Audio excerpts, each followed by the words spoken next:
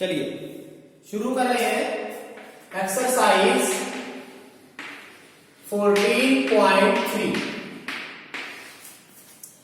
देखिए इससे नेक्स्ट ही एक्सरसाइज है ये। इसमें क्या है, आपको अलग अलग फिगर्स के बारे में पूछेगा, सिमेट्री बताइए इसमें है तो कितनी है, अलग अलग सिचुएशन होंगी। क्वेश्चन नंबर 1 पर आइए।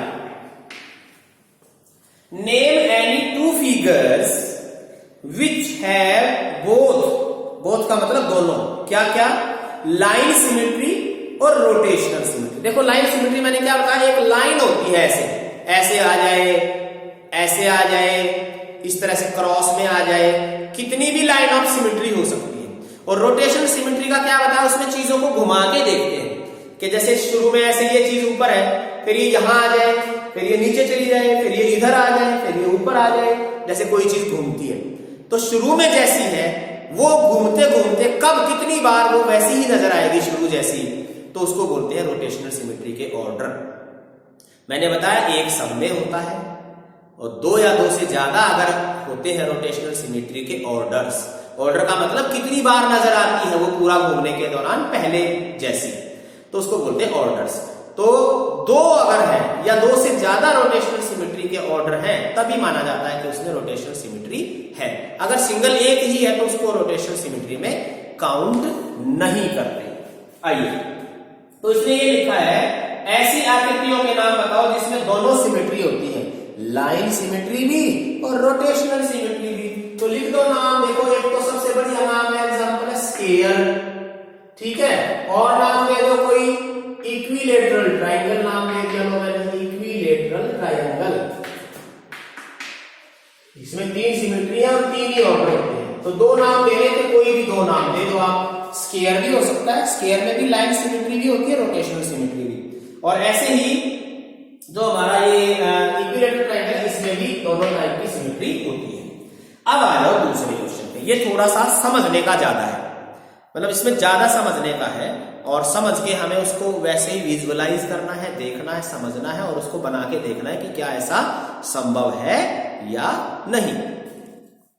Draw whether possible a rough sketch of number 1 a triangle with both line and rotational symmetries of order more than 1। कहता है क्या एक ऐसी ट्रायंगल बनाई जा सकती है जिसके अंदर दोनों सिमेट्री हो, लाइन वाली भी और रोटेशनल सिमेट्री एक से ज्यादा वाली। तो बना दो। मैंने ये बना दिया, तो इक्विलेटरल ट्रायंगल बना दी, ऐसे बना देना।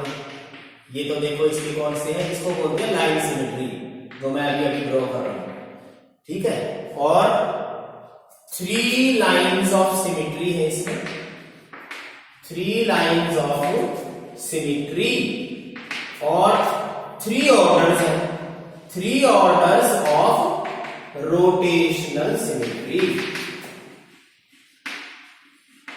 3 ऑर्डर्स ऑफ रोटेशनल सिमेट्री। ऐसा एग्जांपल देना था, ऐसी ट्रायंगल बनानी थी जिसमें लाइन सिमेट्री भी हो और रोटेशनल सिमेट्री भी हो। तो लाइन सिमेट्री का मतलब क्या हुआ, 3 लाइनें ड्रॉ करके दिखा दी। ऑर्डर ऑफ रोटेशनल सिमेट्री 3 है, इसका मतलब ये वाला चीज घूम के यहां आ जाएगी, ये वाली यहां चली जाएगी, ये वाली यहां आ जाएगी।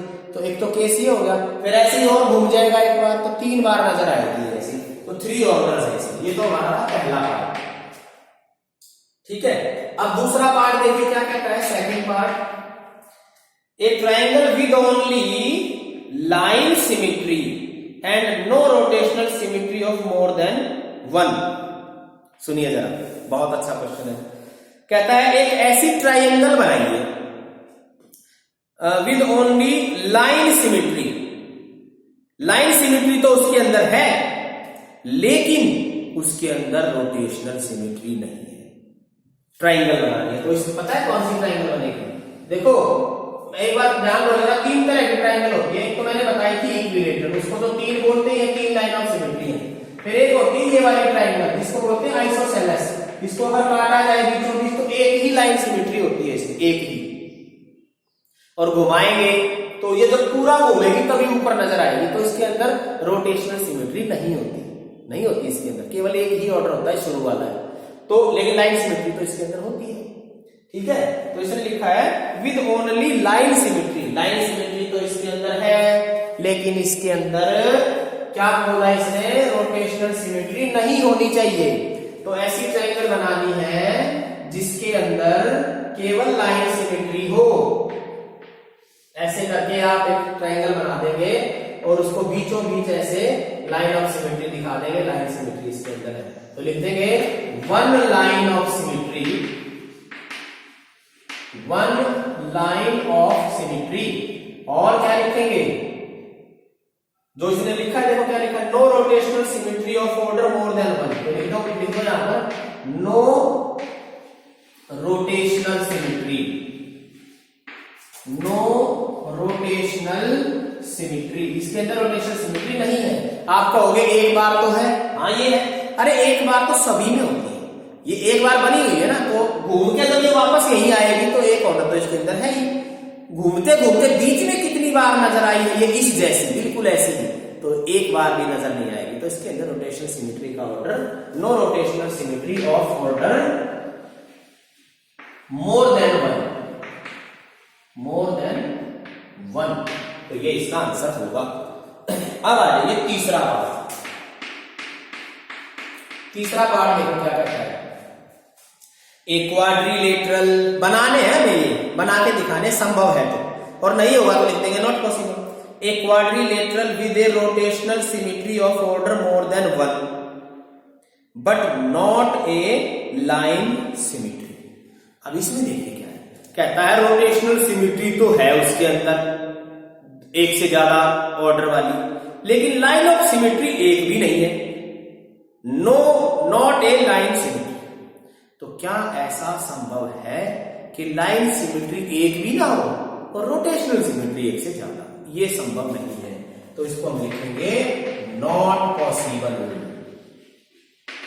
भाई ऐसा संभव नहीं है कि लाइन ऑफ सिमेट्री एक भी ना हो और रोटेशनल सिमेट्री एक से ज्यादा वाली हो, ऐसा नहीं हो सकता, उल्टा नहीं है। चौथा नंबर देखिए क्या है, fourth, a quadrilateral with A line symmetry but not a rotational symmetry. अब देखो क्या कहता है कि ऐसी एक क्वाड्रिलेटरल बनाइए, मतलब चार साइड वाली फिगर, जिसके अंदर लाइन सिमेट्री तो है लेकिन घुमाने पर एक भी बार, मतलब एक से ज्यादा बार नजर नहीं आएगी पहले जैसे। रोटेशनल सिमेट्री नहीं है, लाइन ऑफ सिमेट्री, जैसे ये था ना, लाइन ऑफ सिमेट्री तो है इसके अंदर लेकिन इसके अंदर रोटेशनल नहीं है। ऐसे क्वाड्रिलेटरल बनानी है, तो देखो क्वाड्रिलेटरल कैसे बनती है,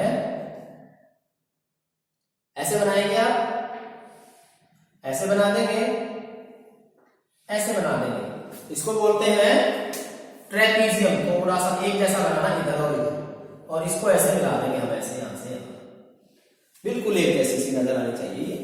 थोड़ा सा अगर आपको ओपी लग रहा है थोड़ा और कम कर दो इसको, और यहां ऐसे मान लीजिए ये ट्रेपीजियम, इसको बोलते हैं ट्रेपीजियम, लेकिन सारी नहीं, कुछ खास होगी ट्रेपीजियम। देखो बिल्कुल बीचों बीच काट दो इसको, ऐसे करके, ऐसे करके।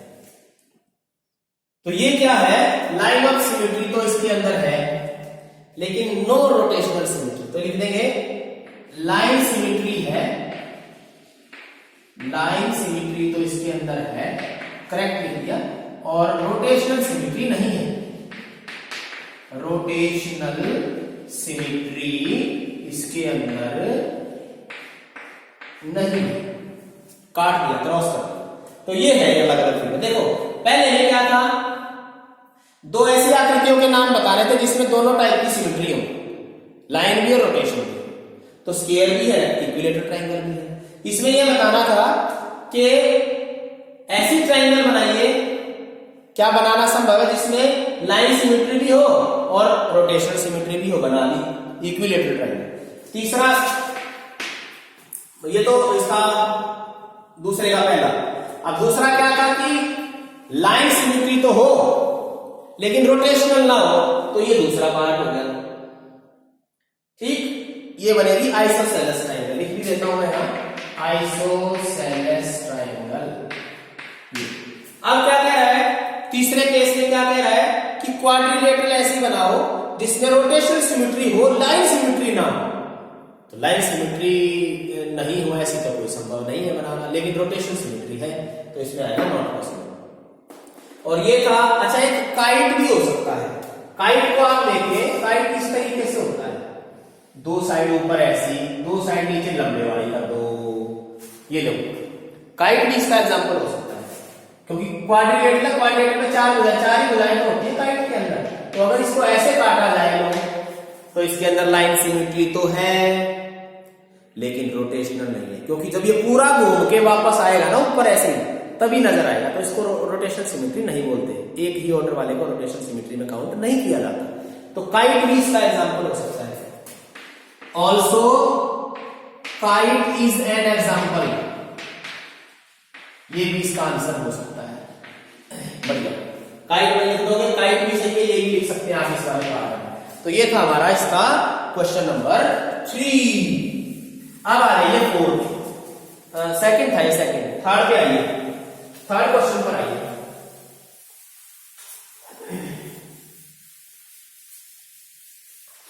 एक सेकंड, 11। चलिए, थर्ड क्वेश्चन है, इफ ए फिगर हैज 2 और more lines of symmetry should it have rotational symmetry of order more than 1। तीसरा क्वेश्चन देखिए जरा एक बार।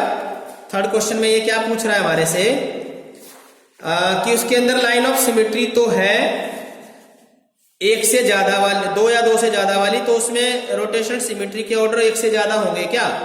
तो इसका आंसर सोचो जरा, क्या आने वाला है? यस, क्या आने वाला है? क्वेश्चन नंबर 3 देखो क्या पूछ रहा है कि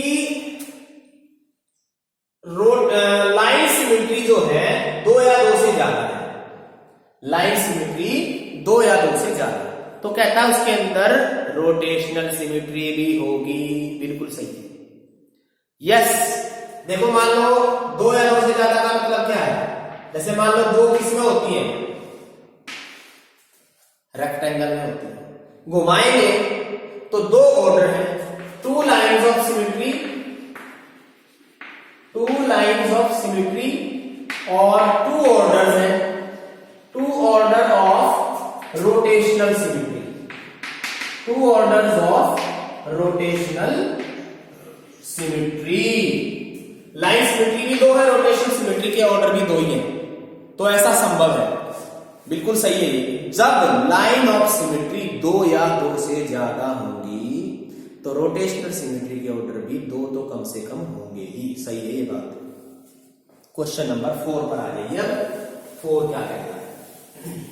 तो थर्ड का आंसर था यस। क्वेश्चन नंबर 4 में देखिए फिलिंग द ब्लैंक्स लिखते हैं कुछ। सबसे पहले यहां लिखा है स्क्वायर, फिर लिखा है रेक्टेंगल, उसके बाद लिखा है रोम्बस, फिर लिखा है इक्विलेटरल ट्रायंगल, इक्विलेटरल ट्रायंगल, फिर लिखा है रेगुलर हेक्सागन, फिर लिखा है सर्कल और फिर लिखा है सेमी सर्कल। सुनिए जरा ध्यान से। एक तो लाइन ये बन गई देखो, ठीक है। उसके बाद लिखा है सेंटर ऑफ रोटेशन, यानी कि जहां जिसके चारों तरफ वो चीज घूमती है उसको क्या बोलते हैं। फिर लिखा है ऑर्डर ऑफ रोटेशन, फिर लिखा है एंगल ऑफ रोटेशन। ध्यान देंगे भाई, एंगल ऑफ रोटेशन।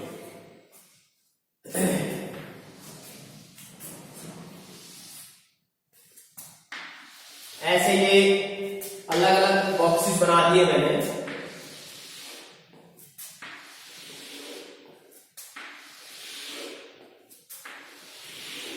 ऐसे करके सुनिए जरा। स्क्वायर है, मान लीजिए स्क्वायर आपको पता ही है ऐसे बनता है भाई, ठीक है। रेक्टेंगल बना देता हूं मैं, फिगर सारी ऐसे, ये रेक्टेंगल हो गई। रोम्बस होती है जिसे स्क्वायर को थोड़ा सा एक तरफ झुका दिया गया हो।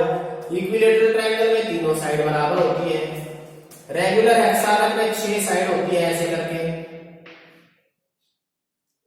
सर्कल तो पता ही है सबको, सर्कल तो सर्कल ही है, कोई भी चीज जो सर्कल की शेप में होती है वो ये ऐसे। और सेमी सर्कल आधा सर्कल होता है, इसको हम ऐसे दे सकते हैं। सुनिए, सेंटर ऑफ रोटेशन यानी कि जब ये घुमाएंगे इसको तो ये पॉइंट होगा बीच में, सेंटर ऑफ रोटेशन। उसको क्या बोलते हैं? Intersection of diagonals. मतलब जहां इसके डायगोनल काटेंगे ना, देखो ये चीज उसके चारों तरफ घूमेगी। हमें क्या बताना है? वो पॉइंट बताना है जिसके चारों तरफ ये घूमेगी। सेंटर किसके चारों तरफ घूमेगी? ऐसे ऐसे। तो सेंटर वाला पॉइंट उसको क्या बोलते हैं? कौन सा पॉइंट है? इंटरसेक्शन ऑफ डायगोनल्स, यानी कि जहां दोनों डायगोनल आपस में काटते हैं, इस पॉइंट को बोलते हैं इंटरसेक्शन ऑफ डायगोनल। यहां भी ऐसे ही होगा ये वाला, तो सेम यहां भी यही आएगा, मैंने ऐसे लगा दिया ये भी यही होगा, ये भी यही होगा, इंटरसेक्शन ऑफ डायगोनल। अब इसको क्या बोलेंगे? जो इक्विलेटरल ट्रायंगल है उसके बीच में जो पॉइंट होगा जिसके चारों तरफ ट्रायंगल घूमेगी, उसको क्या बोलते हैं?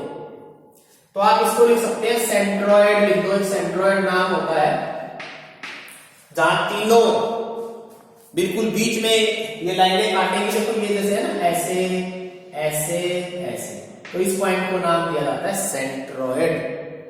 ठीक है, या सर्कम सेंटर, 3-4 नाम होते हैं इसके, पर सेंट्रोइड लिखना है, इसको बोलते हैं सेंट्रोइड, CENTROID, सेंट्रोइड। 1 2 3 4 5 6 होते हैं इसके अंदर, हेक्सागन के अंदर। तो इसको भी क्या बोलेंगे? यही वाला सेम यहां आ जाएगा, क्या बोलेंगे? इंटरसेक्शन ऑफ डायगोनल, जहां सारे डायगोनल और ये चीजें काटेंगी उसी वही इसका centre of rotation. Centre of rotation का मतलब किसके चारों तरफ चीजें घूमती हैं। ठीक है, और ये सर्कल है, सर्कल का तो पता ही है क्या बोलते हैं, इसको तो बोलते ही सेंटर है। और इसको भी क्या बोलेंगे? सेंटर। ये हो गया order of rotation. Order of rotation बताने, देखो 4 इसमें, स्फीयर के अंदर 4 होते हैं, रेक्टेंगल के अंदर 2 होते हैं, रोम्बस के अंदर भी 2 होते हैं, ट्रायंगल के अंदर 3 होते हैं, हेक्सागन के अंदर 6 होते हैं, सर्कल के अंदर कितने होते हैं? इनफाइनाइट।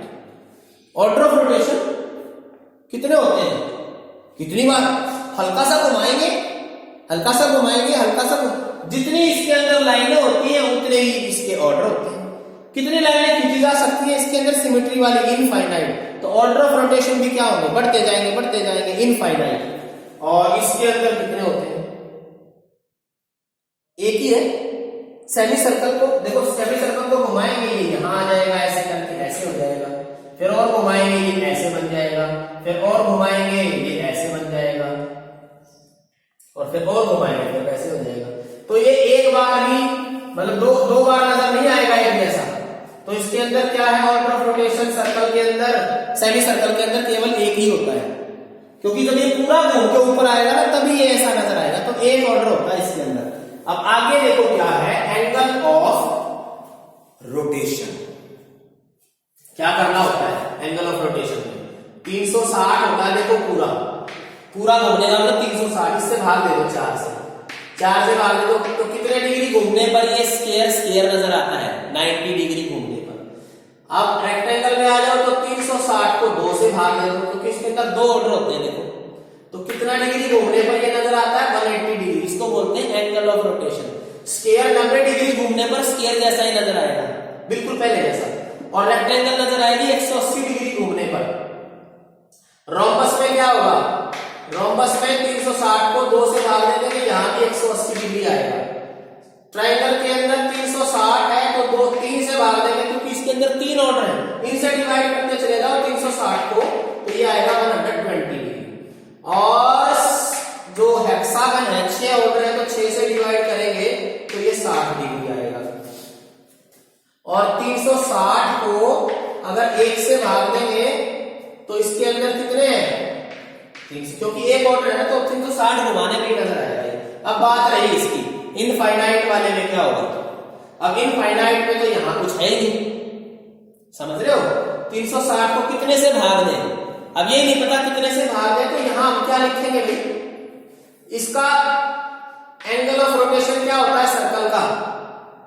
एनी एंगल लिख सकते हैं, any minimum angle possible, any minimum angle possible का क्या मतलब है इसका, एक बार बताओ जरा। एनी मिनिमम एंगल पॉसिबल यानी कि कितना भी घुमा दो, हल्का सा पता भी नहीं लगा, जैसे मिनट वाली सुई है वो पता नहीं लगती हिल भी रही है या नहीं, हल्का सा हिलने पर भी वो उसकी सिमेट्री हो जाती है। तो सर्कल के अंदर तो इनफाइनाइट सिमेट्री होती है, तो कितना डिग्री घुमाए उसको सर्कल को, तो मिनिमम जितना भी पॉसिबल है वो उसका आंसर, कितने भी डिग्री घूम सकता है, बहुत कम हल्का सा भी पता भी ना लगे, तो उसको बोलते हैं एनी मिनिमम एंगल पॉसिबल। तो ये हमारा क्वेश्चन था 4। कोई दिक्कत इसमें अगर आपको लगे तो मेरे से पूछ लेना। अभी हम लास्ट 2 क्वेश्चन बचे हैं, इससे वो एक बार कर लेते हैं। आइए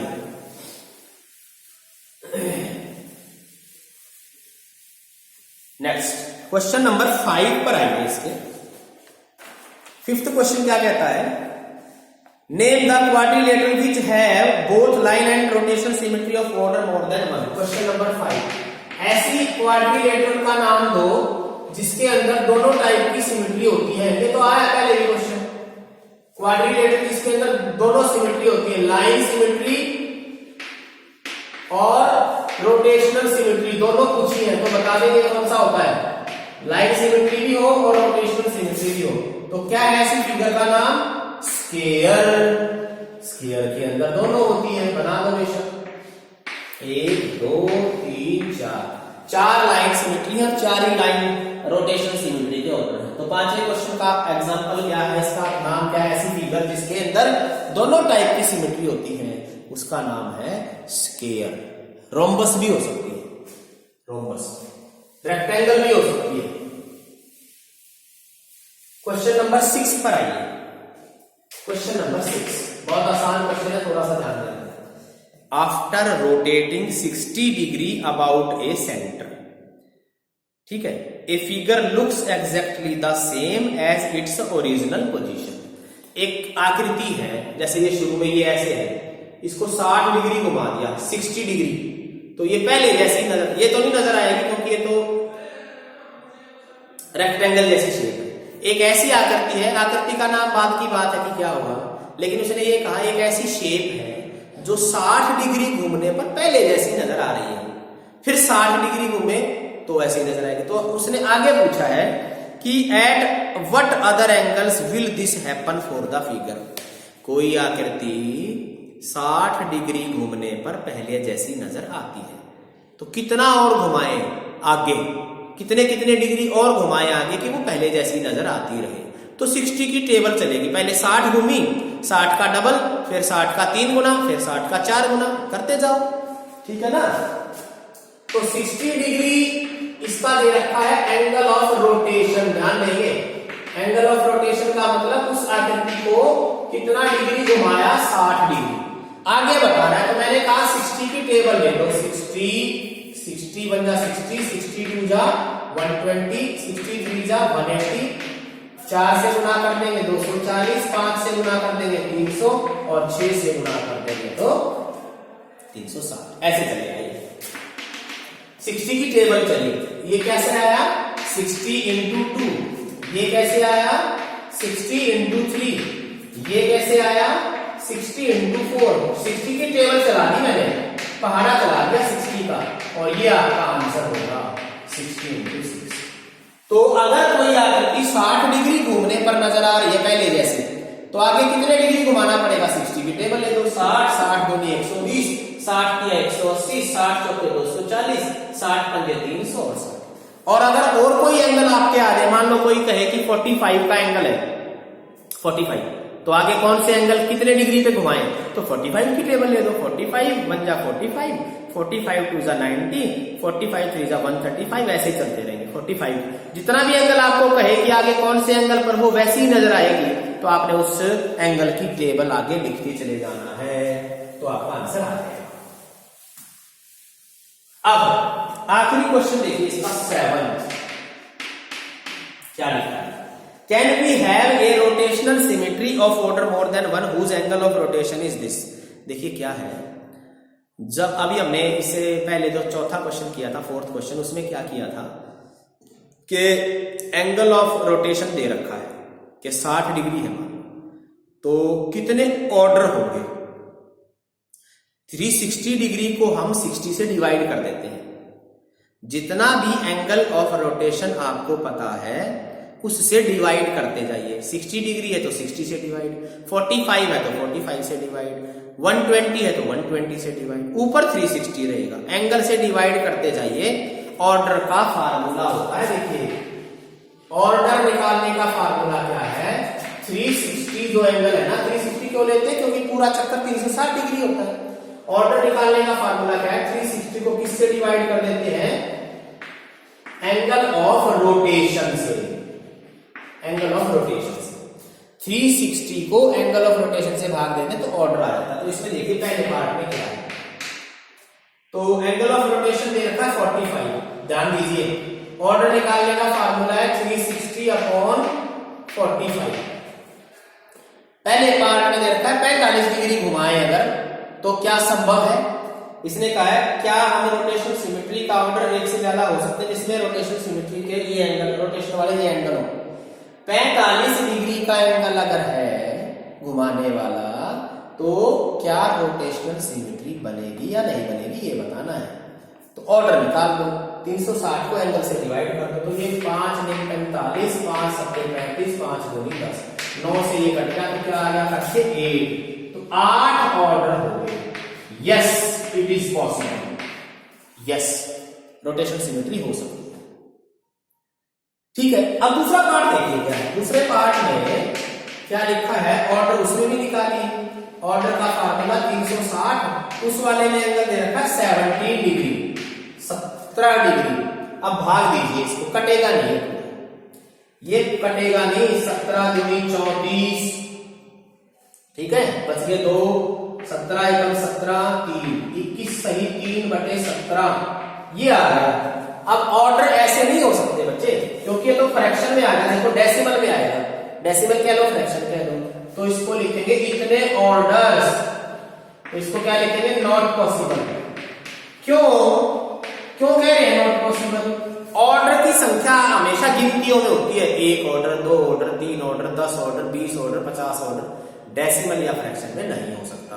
तो आपने क्या लिखना है इसमें कि जो इसके जो ऑर्डर है, जो एंगल टोटल एंगल होता है 360, उसको डिवाइड कर दिया हमने एंगल ऑफ रोटेशन से। तो जैसे ही एंगल ऑफ रोटेशन से डिवाइड करेंगे हमारे पास ऑर्डर्स की संख्या आ जाएगी, कितने ऑर्डर ऑफ रोटेशन सिमेट्री है, ठीक है।